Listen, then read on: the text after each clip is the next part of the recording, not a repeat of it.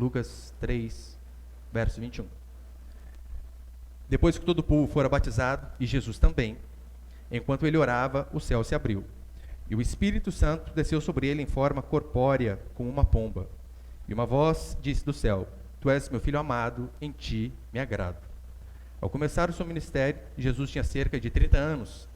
Era como se pensava: filho de Eli, Eli, filho de Matate, Matate, filho de Levi, e por aí vai. Não vou explicar toda essa genealogia, olha para cá, por favor. Do versículo 23 até o versículo 38, onde termina o capítulo, vai falar a respeito da genealogia de Jesus Cristo. E por que Lucas faz questão de colocar aqui toda a árvore genealógica de Jesus Cristo? É de suma importância você saber, porque Lucas queria mostrar que Jesus, ele não era qualquer um. Ele era o filho de Abraão, ele era o filho de Davi, porque se ele não passasse por este caminho, o que a Escritura diz é que ele não teria a possibilidade de salvar a mim e a você. Então é por este motivo que Lucas faz a questão de montar toda a árvore genealógica do nosso Senhor Jesus Cristo. E por que também é importante eu e você sabermos disso hoje? De que Jesus é o Filho de Deus, que Ele é o único caminho. Nós vivemos em uma época onde não há absolutos, infelizmente. Vivemos a época do relativismo, onde você tem uma verdade, eu tenho a minha verdade, todos estão certos. Isso graças a quem? A um esquerdista chamado Paulo Freire, que dizia: olha, não há saber mais nem saber menos, mas saberes diferentes. Hoje em dia você não pode chegar para alguém e dizer assim: olha, a grama é verde. Ele vai dizer: por que é verde? E ele vai questionar: não, para mim ela é amarela. Então, esses absolutos têm sumido. E hoje em dia o que impera é o relativismo, do tipo: que cor é a grama? A resposta é: que cor você quer que seja? Qual cor mais te agrada? Porque se assim você quiser, assim será. Não existe minha verdade e sua verdade. Eu lembro uma vez, conversava com um amigo, agora acho que é ex-amigo, e pastor, daqui a pouco eu estou falando com ele: ah, pastor e tal coisa. Não, agora não é pastor, agora é apóstolo. Nossa. Eu peguei e disse: pastor, mas o senhor vai entrar por este caminho mesmo? O senhor sabe, apóstolos são os 12, Paulo. A primeira característica de um apóstolo, a Escritura deixa explícita: ter visto a Jesus Cristo, meu Deus. Só que eu não falei desse jeito aqui, né? Falei mais, de forma mais amena. Eu falei: o senhor vai enveredar por este caminho? Tem certeza? A resposta dele para mim foi a seguinte: cada um tem a sua ideologia, pastor. Que ainda fez questão de me chamar de pastor, porque agora eu sou um ser inferior, né? Claro. Mas repare, cada um tem a sua ideologia. O que ele estava dizendo para mim, em outras palavras, é: cada um tem a sua verdade. Você tem a sua, eu tenho a minha, e felizes para sempre. O neopentecostalismo foi uma desgraça para o Brasil. Não só para o Brasil, em todo lugar que ele apareceu. O neopentecostalismo trouxe a péssima doutrina de não se ter doutrina nenhuma. Tudo é relativo. Você não pode questionar nada.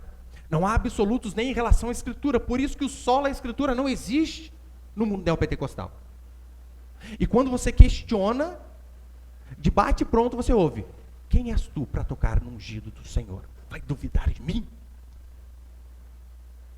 Ou quando você faz determinadas assertivas, eles dizem assim: não julguei. Se ele está fazendo isso, o problema é dele. Quem é você para julgar? Então nós ficamos de mãos atadas. Não podemos falar absolutamente nada. Agora, aqui, na Escritura, não há relativismo. Como dizia, pau é pau, pedra é pedra. Acabou. Na Escritura há absolutos, e esses absolutos são inegáveis.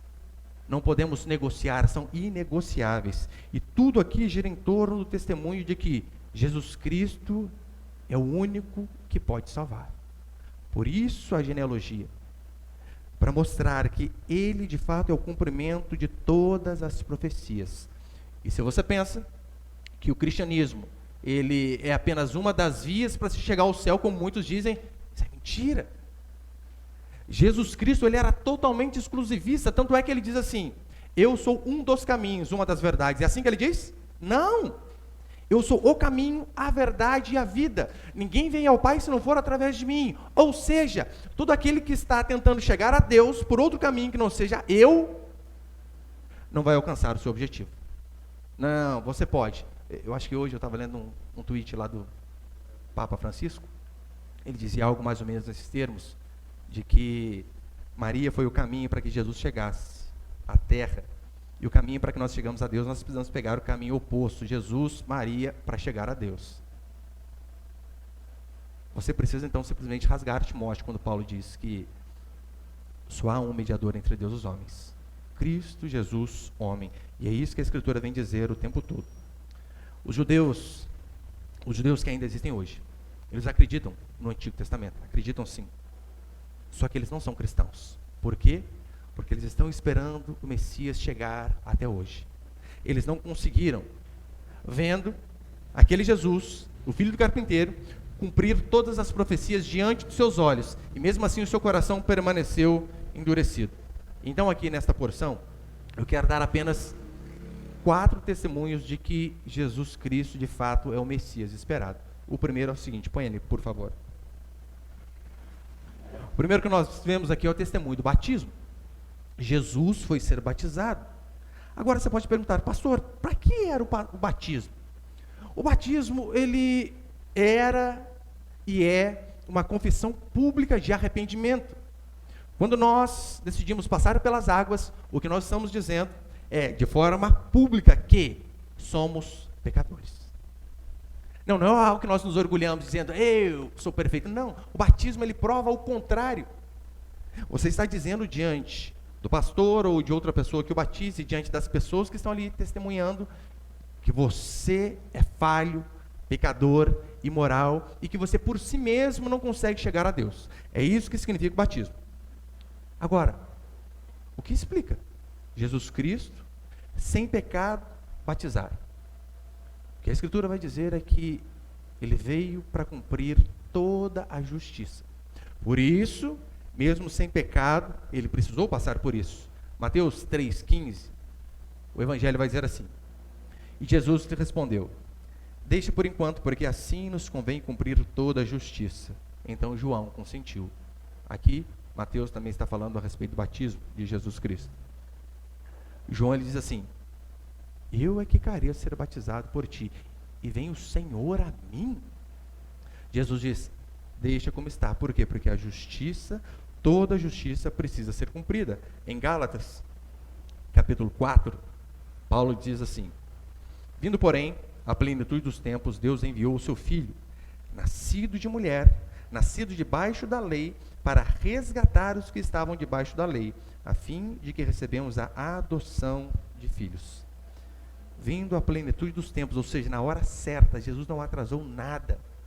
Vindo a plenitude dos tempos, Deus enviou o seu Filho, e ele faz questão de enfatizar, nascido de mulher, nascido debaixo da lei, porque o Senhor tinha feito um acordo com o povo. Se vocês obedecerem, vocês viverão. Se vocês pecarem, vocês morrerão. E o salário do pecado é a morte. E o que a Escritura diz é que toda a raça humana pecou, sem exceção. Todos que estamos aqui, do menor ao maior, todos pecaram, é o que diz a Escritura, e destituídos estão da glória do Senhor. Só que o homem falhou em cumprir a sua missão de obediência. E o trato era, para que vocês sejam salvos, é necessário que vocês obedeçam toda a lei. Que vocês não falhem em um mandamento sequer. E quem aqui pode dizer que não tem falhas? Todos, sem exceção. Em 1 Pedro vai dizer assim, olha, ele não cometeu pecado nenhum, e engano algum foi achado em sua boca. Pedro andou aproximadamente 3 anos com Jesus Cristo. E Pedro andando com este homem 3 anos, Pedro diz, eu nunca o vi pecar. Nunca. Eu nunca o vi estressado com as pessoas. Eu nunca vi ele olhar uma irmã de forma indecente. Eu nunca vi ele cometer um pecado às escondidas e ser pego ali na hora. 3 anos andando com este homem, mas eu nunca vi ele cometer um pecado. Mas ainda assim, o que a Escritura diz é que Jesus Cristo, ele vem e se batiza para que ele pudesse se identificar com os pecadores. Para mostrar que mesmo sem pecado, ele estava se identificando comigo e com você. Isaías 53, aquele maravilhoso capítulo onde poderíamos lê-lo por completo aqui, falando a respeito do Messias, de como ele sofreria, do que ele passaria, de como ele morreria, termina dizendo assim: por isso eu lhes darei porção com os grandes, e ele repartirá o despojo com os poderosos, porque derramou a sua vida até a morte, e foi contado com os transgressores. Mas ele levou sobre si o pecado de muitos e intercedeu pelos transgressores. Lembra que é exatamente isso aqui que acontece lá na cruz? Quando Jesus está sendo crucificado, aqueles homens que o levaram à morte, que bateram, cuspiram, o chicotearam, ele diz assim: Pai, perdoa-os, eles não sabem o que fazem.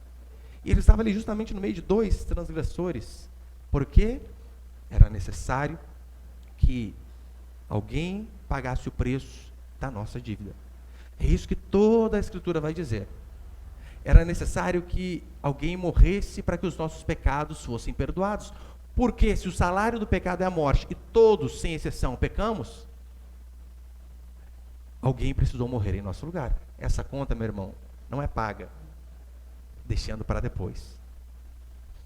Aqueles cordeiros que eram mortos no Antigo Testamento, todos eles eram símbolos de um cordeiro que viria. E então, quando Jesus vem, é batizado, João, ao vê-lo saindo do Jordão, diz: este daqui é o Cordeiro de Deus, ele quem tira o pecado do mundo, ele é quem paga o preço das nossas dívidas e das nossas transgressões. Então, o primeiro testemunho que nós vemos é a questão do batismo. O segundo princípio, o testemunho do Espírito Santo através de pessoas honradas. O Espírito Santo testemunhava que Jesus era o Filho de Deus. Isso de uma forma audível, como nós ouvimos ali, Deus falando, mas também através de outras pessoas. No seu batismo, o Espírito Santo desce de forma corpórea, como nós lemos aqui sobre Jesus Cristo, em forma de pomba.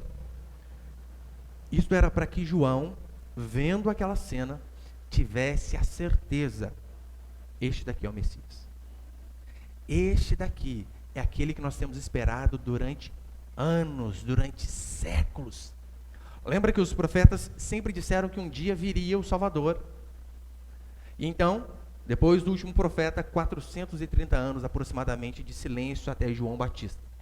E este João, para ter a certeza de que aquele que estava vindo após ele era de fato o Messias, o esperado, Deus faz com que o Espírito Santo desça sobre ele em forma de pomba, para que João não tivesse dúvidas nenhuma. João 1,33, a Escritura vai dizer assim: eu não o conhecia, mas aquele que me enviou para batizar com água disse-me: aquele sobre quem vir descer e permanecer o Espírito, este é o que batiza com o Espírito Santo. Então, este fato aqui não é nada desconexo, não é nada por acaso. É apenas o Senhor confirmando aquilo que ele tinha prometido. Ele precisava dar provas a João de que Jesus de fato era o Messias. E convenhamos, a profecia do próprio João já dizia, ele sabia: aquele que vem depois de mim, como eu preguei no último domingo, eu não sou digno nem de desatar as suas sandálias. Só que repare, o testemunho do Espírito Santo, aqui de forma corpórea, através da pomba, mas também através de pessoas honradas. João Batista era quem dava testemunho de Jesus Cristo, dizendo: este daqui é o Cordeiro de Deus. Lembra que as pessoas perguntavam para ele: é você, o Messias, o esperado? E as pessoas mandaram até uma comitiva perguntando: João, quem és tu? É você aquele a quem nós tanto esperamos? Ele diz: não, não sou eu, de forma alguma. É aquele que vem depois de mim. Agora, João Batista, ele tinha um testemunho exemplar diante das pessoas. João era alguém honesto. João era sacerdote. João era íntegro. João era fiel a Deus. E ele morreu por conta de sua fidelidade. Eram essas pessoas de uma índole ímpar, inquestionável, que davam testemunho a respeito de Jesus Cristo. Coisa que nós não vemos hoje em dia. Essa semana, eu não sei se você deve ter participado da mesma tristeza que eu participei. O nosso Supremo Tribunal Federal, que é uma vergonha, além de ter anulado o processo do maior bandido que essa nação já viu. Ele considerou suspeito aquele juiz que o julgou, um juiz concursado de primeiro grau. Eles disseram que aquele juiz julgou com imparcialidade, com parcialidade. Um juiz, com provas robustas, condenou um criminoso. Delações premiadas, dinheiro sendo devolvido, todas essas coisas. Não apenas isso, depois ele vai para um tribunal colegiado, TRF4, 3 desembargadores. Depois para o Superior Tribunal de Justiça, mais 4 juízes. Todos foram considerados a reboque como parciais. Parciais no julgamento da viva alma mais honesta deste mundo. E sabe quem considerou esses todos juízes concursados de carreira parciais? Juízes que o ladrão indicou. Fala se não é de se revoltar. E quem julga a parcialidade desses homens? Qual índole tem aqueles juízes que deram essa sentença? A não ser soltar ladrões à torta e à direita, soltar corruptos, bandidos. Com Jesus Cristo não eram essas pessoas que davam testemunho dele, de forma alguma. Eram pessoas como João, eram pessoas como os apóstolos, eram pessoas como Paulo, pessoas que de fato sofreram por conta de uma verdade. Paulo vai dizer que ele foi açoitado, fustigado com varas. Aquele açoite que Jesus recebeu, ele recebeu 5. Dado como morto, apedrejado, naufrágio, várias desgraças aconteceram na vida daquele homem por conta do seu testemunho, da verdade a qual ele cria. Isso é de suma importância. Sabe por quê? Você vê quem dá testemunho a respeito da nossa fé e quem dá a respeito das outras. Nós temos como testemunhas homens honrados como João, como Paulo e como os apóstolos. Só que ainda assim as pessoas talvez digam assim: não, mas religião são todas iguais. O que importa é você ter uma. Você precisa ter uma resposta. Pode dizer, não, o cristianismo é diferente. Como diz o apóstolo Pedro, que nós devemos estar prontos para dar resposta a respeito dos questionamentos. Por que que o cristianismo é diferente? Por que que a fé cristã não é mentira? Você consegue bolar um argumento lógico para que você possa debater ou convencer alguém de que a sua fé é verdadeira? Ou você simplesmente, quando questionam você, por que que você é cristão, você diz, é porque o meu pai era cristão. Ou não sei se você já ouviu aquela história, se ouviu, vou falar de novo. Conta-se uma vez que uma senhora, que um rapaz casou com a sua esposa, e então ele chegou na primeira ceia de Natal, ele percebeu que a esposa dele cortava as asas do peru de Natal e fazia separado o corpo. E ele disse assim para sua esposa, por que você faz desse jeito? Por que você corta as asas do peru? E a mulher respondeu, a minha mãe faz assim. Ele, não, interessante. Foi na mãe, na sogra. Ô minha sogra, tudo bem? Por que a senhora na ceia de Natal corta as asas do peru? E a resposta dela foi, a minha mãe faz assim. E então ele foi lá na velhinha e perguntou para a senhorinha dizendo, minha senhora, tudo bem? Me tira uma dúvida, por que a senhora corta as asas do peru de Natal quando a senhora vai fazer a ceia? E a resposta da vozinha foi a seguinte, é que minha panela é pequena. Só isso. As pessoas, às vezes, elas são assim. Elas vão reproduzindo aquilo que aprenderam sem saber o porquê. Então, nós precisamos estar aptos a dar razão da nossa esperança. Por que que a fé cristã não é mentira? Convenhamos, se essas pessoas que deram testemunho a respeito de Jesus Cristo estivessem mentindo, o que elas ganharam contando essa mentira? Inventando essa mentira? Para que, via de regra, as pessoas mentem? É para se lascarem? Ou é para se livrarem de algo? Se livrarem de algum peso, de alguma culpa? Via de regra, é por isso que as pessoas mentem.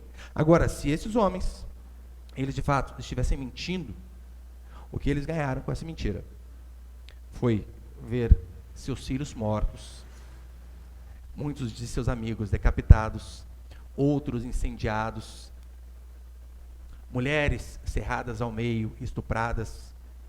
Você acha que se fosse de fato mentira, eles continuariam afirmando, eu vi este Jesus que foi crucificado e morto na sexta, No domingo ele estava de pé. Os meus olhos viram. Se fosse mentira, diante da morte de seus parentes, você acha que eles continuariam afirmando isso? De forma alguma.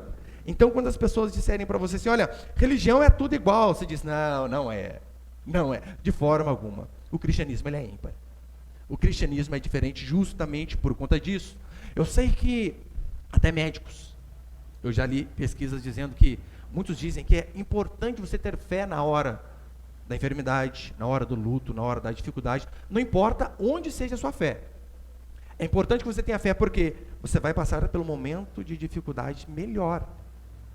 Então, creia em alguma coisa. Se for na Bíblia, bem. Se não for, qualquer coisa. Eu tenho um parente, ele mora na Europa, muito bem resolvido financeiramente.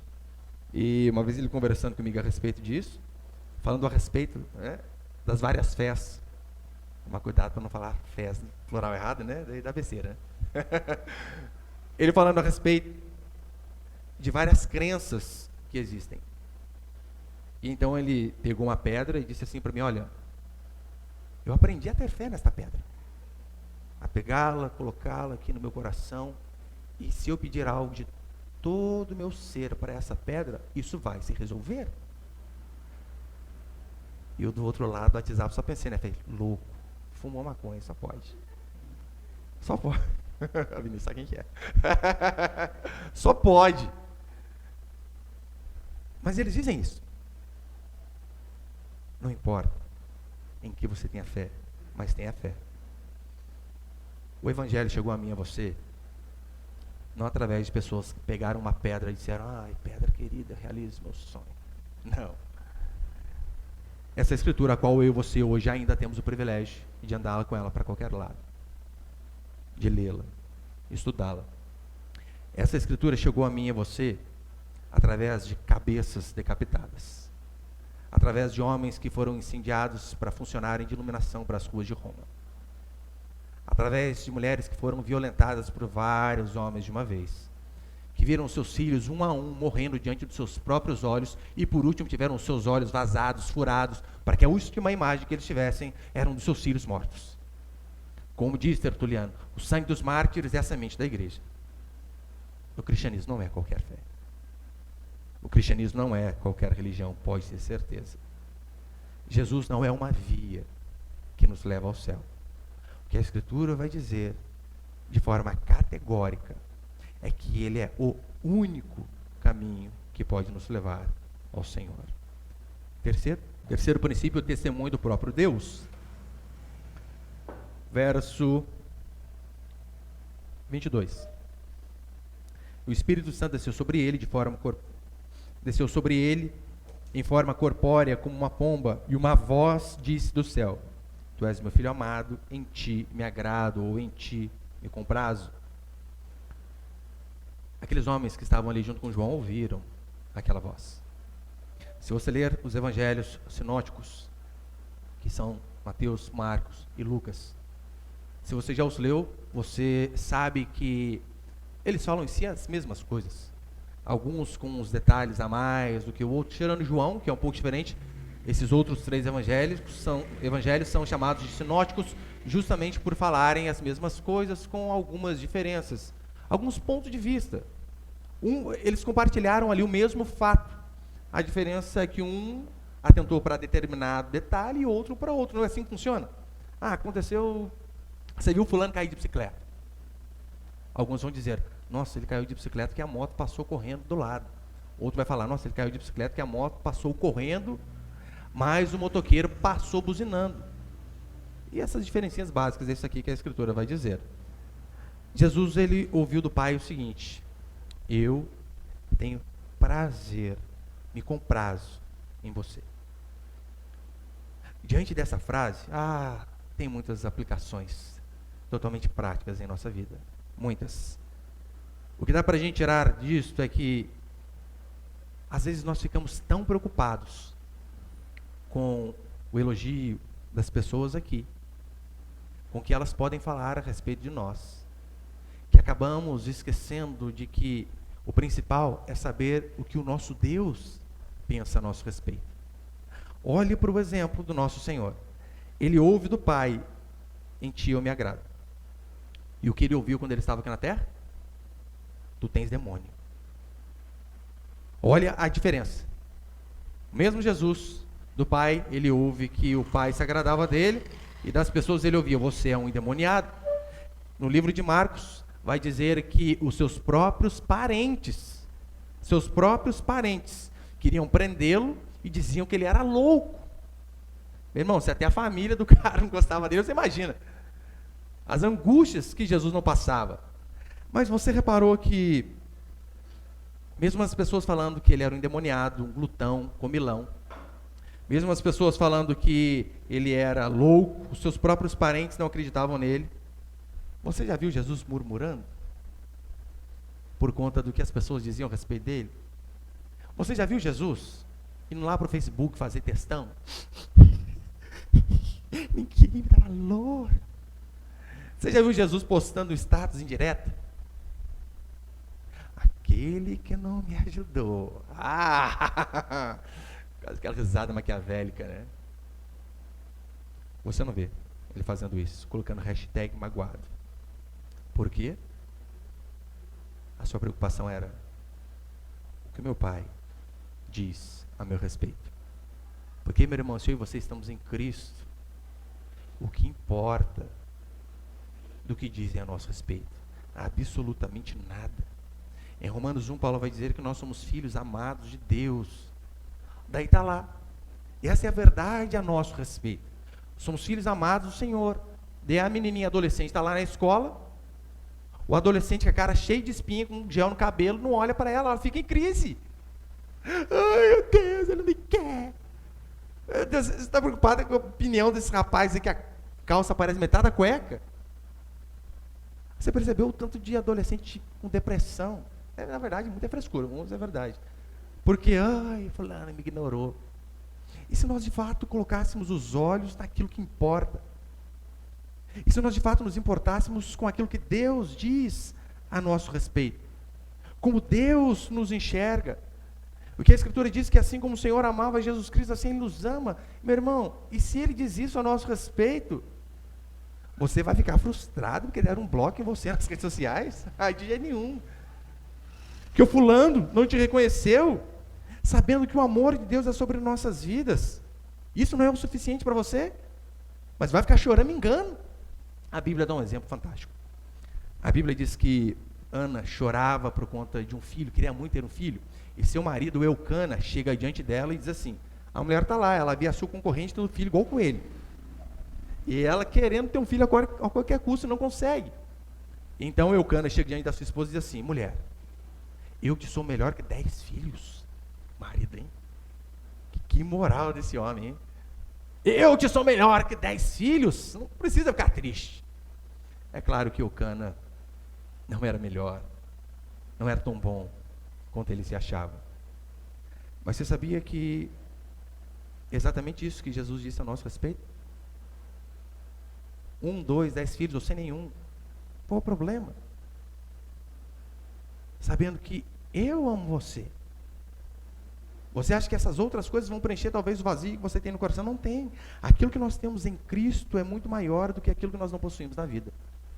É por isso que, quando as pessoas sempre me perguntam: como que você vai? Eu sempre respondo da mesma forma: eu vou melhor que eu mereço. Melhor.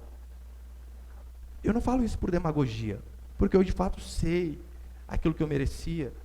E mesmo assim, Deus tem dado a graça, abençoado a nossa igreja, os irmãos que fazem parte da minha família.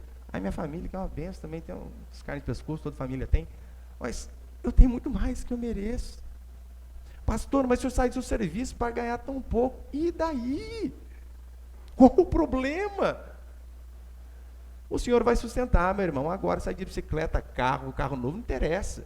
Mas ele vai sustentar. O que importa é você fazer isso. É saber que a bênção do Pai é sobre nossas vidas, mesmo diante de humilhação. Foi exatamente o que aconteceu aqui com Jesus Cristo.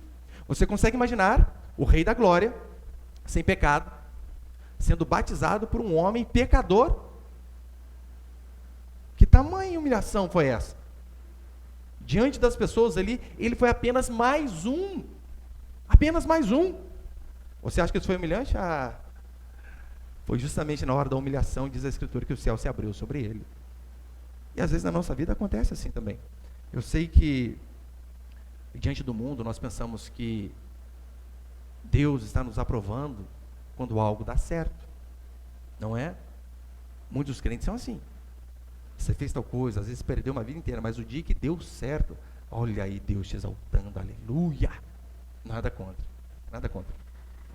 Só que o mundo ele tem uma percepção diferente. Eu não sei se você já assistiu aqueles filmes lá antigos do Rock, lembra? Rock Balboa, porrada. Eu acho que é no Rock 2. Eu acho que é o 2. Onde o mestre do Rock, do Stallone, o Apollo, ele vai lutar com aquele soviético, esqueci o nome dele. Então aquele soviético bate tanto nele, ele acaba morrendo na luta. Drago, isso mesmo. Ivan Drago. Então, Rock viu o seu mentor, o seu mestre, o seu professor morrer no ringue. E então ele treina para que ele pudesse enfrentar este homem ao qual matou o seu mestre. E o final do filme, não é spoiler, porque é o filme lá de 95, sei lá. Não tem problema, não é spoiler não, nem lembro de que ano que era. Então, o final é esse. O Rock vai, luta, apanha, aí ganha a luta. O Rock 1 é o mais legal, que empata.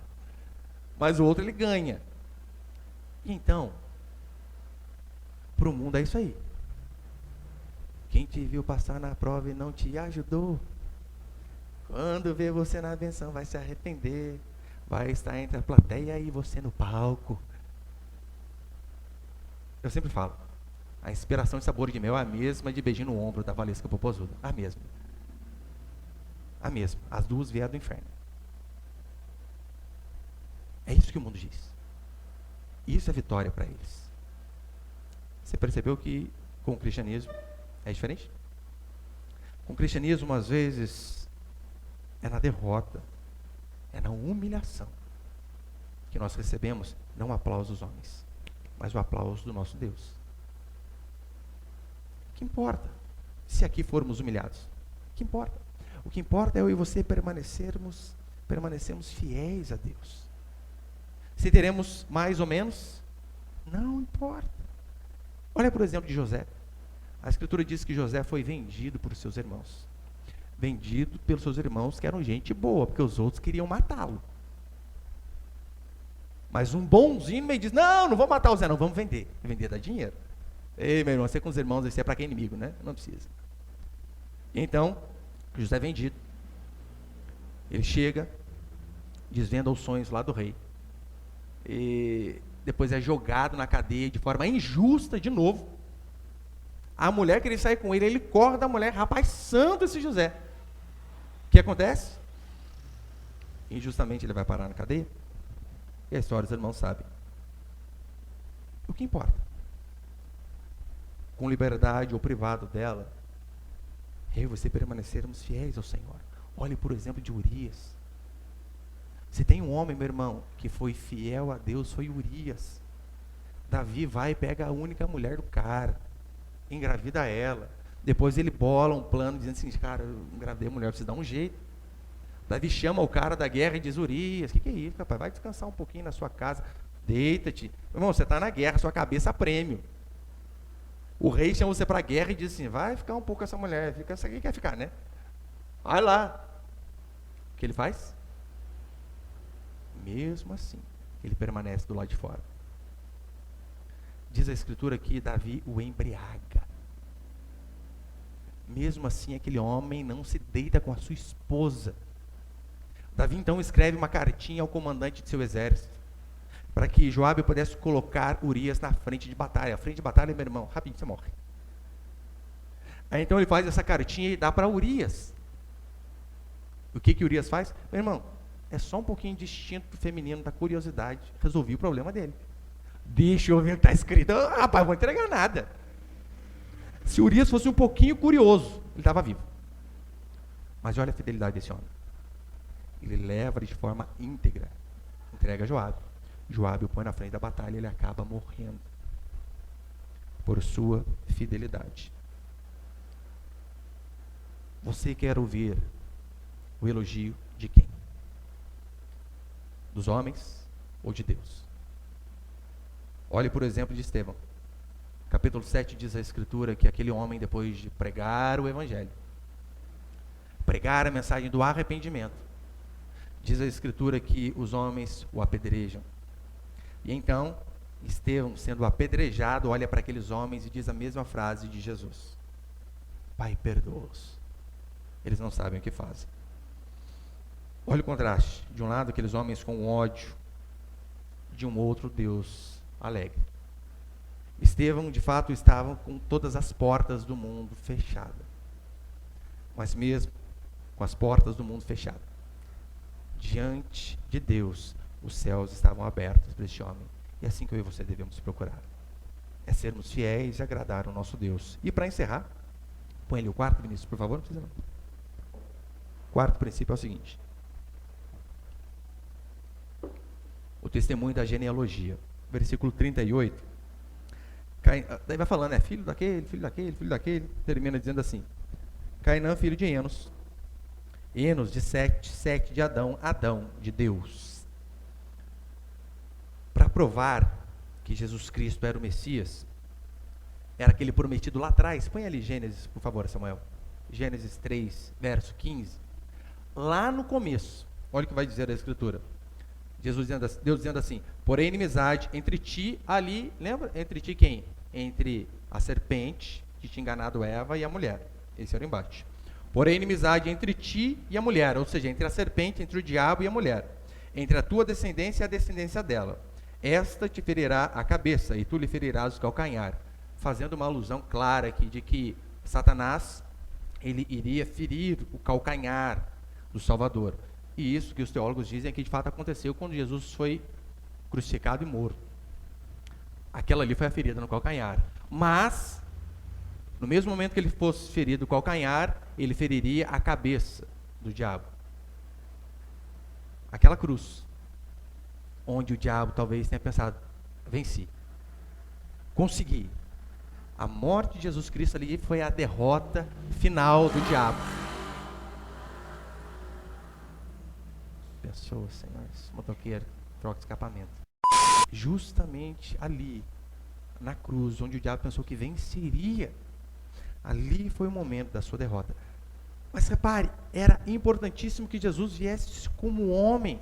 Mas a pergunta é: se todos se tornaram pecadores? Porque sim, Adão, ele foi o representante da nação, o representante da raça humana. E Adão, como homem, ele pecou e por conta disso o pecado passou a todos. Como então surgiria alguém sem pecado diante de uma nação toda corrompida, diante de um povo todo corrompido, de uma humanidade toda corrompida? A explicação está em Jesus Cristo. Deus precisou encarnar. No verso 34, diz assim: Judá de Jacó, Jacó de Isaac, Isaac de Abraão. Por que Lucas mostrou que Jesus teria que vir da descendência de Abraão? Lembra a promessa feita lá em Gênesis? A promessa de que em ti, Abraão, serão benditas todas as nações? Ali é uma promessa um pouco mais ampla, mas em teologia chamamos de revelação progressiva. O Senhor, ele vem com o tempo se revelando de forma progressiva. Lá ele diz: de ti, Abraão, sairá aquele que há de reger as nações, ou perdão, em ti serão benditas todas as nações. Só tinha um detalhe: deve se lembrar de que Abraão era estéril, que a sua mulher era estéril e Abraão já era velho. Não tinha Viagra naquela época. O negócio era difícil. Está lá um homem de 75 anos e Deus diz: você vai ter um monte de filho, rapaz. Hoje em dia já é difícil, imagina naquela época. Tinha esse problema. Então nós vemos até o pai da fé duvidando, até a esposa dele duvidando. Mas então Deus vai mostrando a sua revelação de forma progressiva. Ele diz assim: não apenas de Abraão, ele também virá de Judá. Lembra o exemplo de José? José, ele é vendido por seus irmãos, e entre esses irmãos estava Judá. Se José tivesse ouvido a musiquinha Sabor de Mel, e depois ele visse os seus irmãos diante dele, pedindo, implorando por comida para eles não morrerem. José podia arrebentar com eles. Sabe o que é interessante? José não faz. Mas a Escritura diz que José diz assim: aprove ao Senhor me enviar antes de vocês.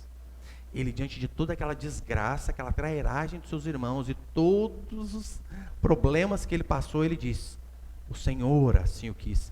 Para quê? Para que a nossa vida fosse preservada. Porque José então cede comida à sua família. Se não tivesse José ali, com aquela sabedoria que Deus lhe deu, para que ele pudesse poupar os alimentos de Faraó, todos tinham morrido. Dentre eles, seu irmão Judá. Se Judá tivesse morrido, a promessa tinha acabado. Mas a Bíblia, ela dá uma funilada um pouco mais. Ela diz: não apenas da tribo de Judá é importante, é necessário que ele seja da família de Davi. Lembra quando chegam 2 cegos diante de Jesus Cristo, bradando: filho de Davi, tem compaixão de nós. Esse era um termo usado para o Messias, filho de Davi. O povo de Israel quase foi destruído inúmeras vezes. Inúmeras. De várias vezes não sobrar absolutamente quase nada. Diz a Escritura que eles passaram por uma fome tremenda, a ponto de comerem os seus próprios filhos. O povo quase se extinguiu. Diante de Faraó foi a mesma coisa. O povo começou ali apenas com poucos, apenas com a família de José, então foi crescendo. Daí Faraó, astuto, disse: rapaz, esse povo está crescendo demais, já eles se revoltam contra mim. A gente precisa aplicar um controle de natalidade. Qual? Matemos os meninos. E então vem a ordem: matem todos os homens dos hebreus. Você lembra que 2 parteiras, 2 senhoras chamadas Sifra e Puá, elas resolvem peitar Faraó e não obedecer o rei. Mulheres de coragem, que tinham a ordem: mate. E elas: não vamos.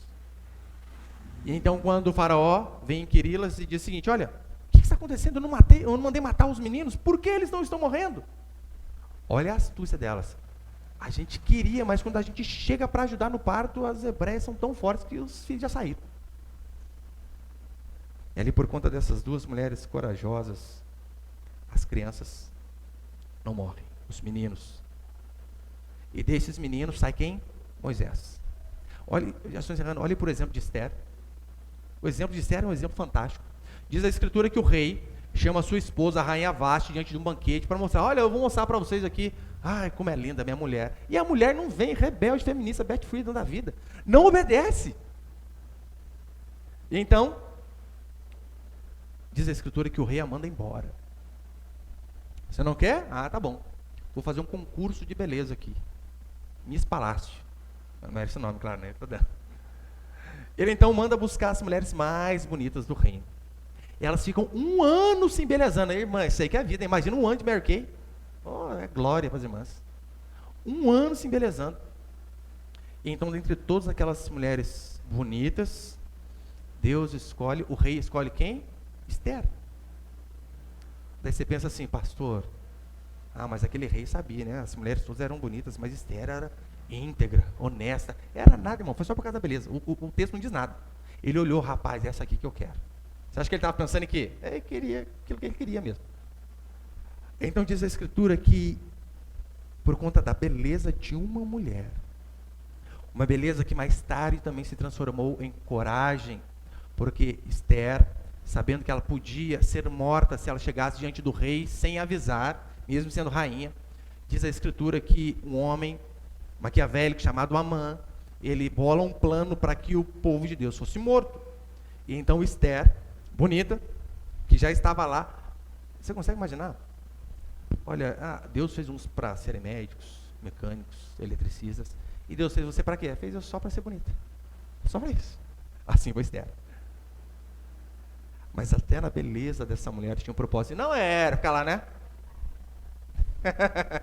Não, não era ficar postando potinha, não. Até na beleza tinha um propósito.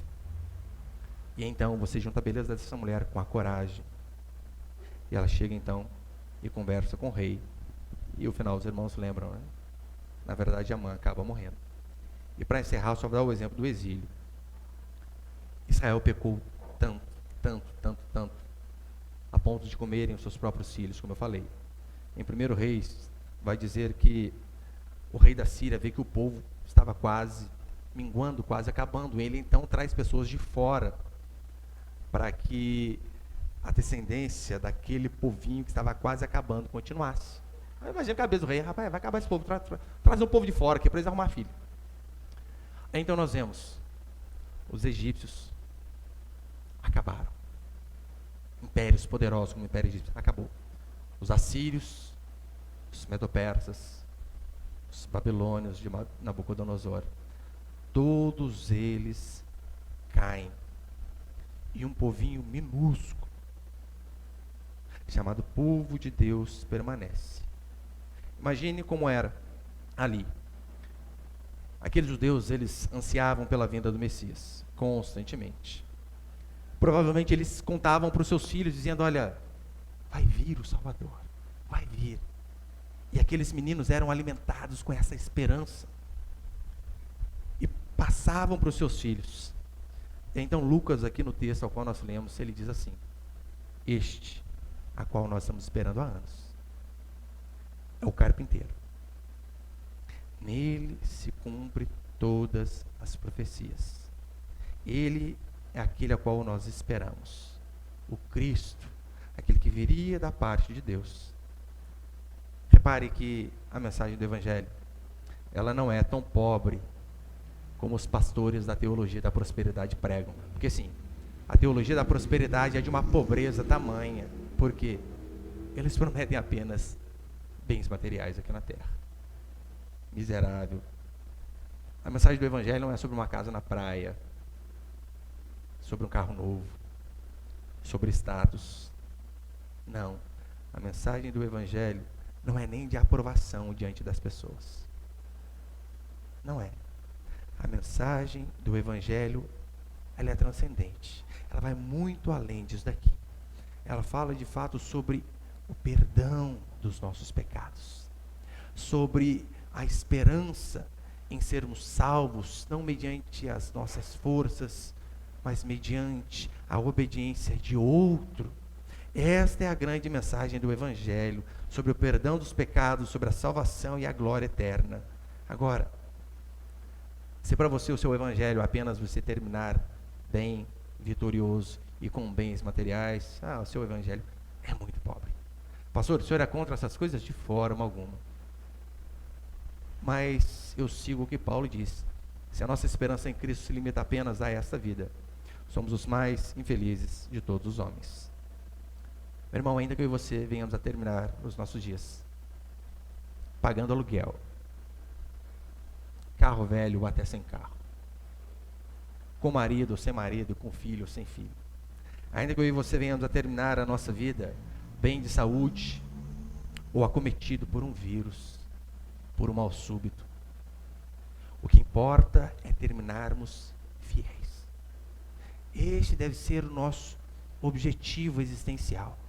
Ser fiel a Deus em todos os momentos.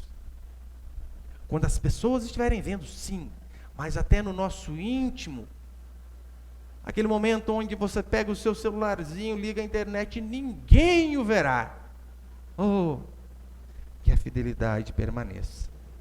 A mensagem do Evangelho diz que assim como Jesus foi o primeiro a ressuscitar, aqueles que morrem crendo nele, um dia também ressurgirão. Ainda que os seus corpos terminem dilacerados, decapitados, incendiados ou enfermos. A verdade que nós temos é a que Paulo diz. No final de sua vida, quanto a mim, já estou sendo oferecido por libação. Combati o bom combate, completei a carreira, guardei a fé. Mas ainda que eu esteja terminando aqui sozinho, ele diz assim, agora a coroa da justiça me está guardada, a qual o Senhor, reto juiz, tem preparado não somente a mim, mas a todos quantos amam a sua vinda. Essa é a sua esperança. Saber que, diante de todas as dificuldades, a nossa fidelidade e a nossa fé no Senhor devem permanecer. Não importa o fim, o que importa é que venhamos a terminar crendo que a nossa salvação depende apenas do nosso Senhor Jesus Cristo.